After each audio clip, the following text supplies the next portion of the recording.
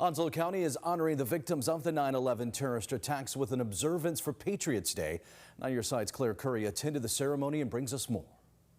My father and of the legacy that he left behind. With the ringing of a bell, the community remembers the fallen from the World Trade Center, Pentagon, and passengers of the planes by reading their names and stories.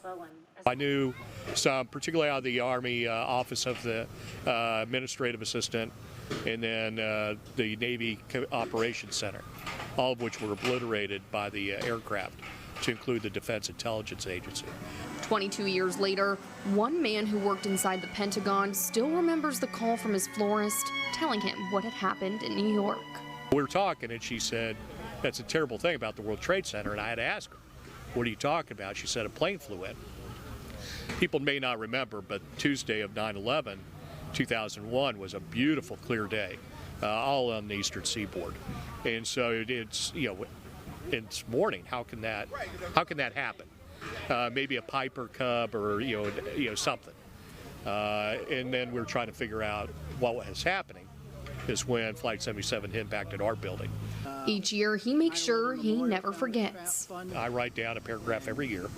I'm now up to 22 things I remember that day. Share that, but also remember 3 words, and that is vigilance, preparedness, selflessness.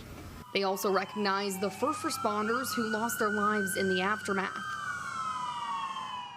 and the service members who died during the global war on terror following this day. You remember certain events. I remember where I was the exact moment that Kennedy got shot. I remember where I was exactly when Martin Luther King got shot. I remember exactly where I was when 9/11 hit. Certain dates just stick with you, and you just never forget them. With hundreds in attendance, the ceremony took place at the Lejeune Memorial Gardens at the 9/11 Memorial Beam from the Twin Towers. In Jacksonville, Claire Curry, 9 on your side.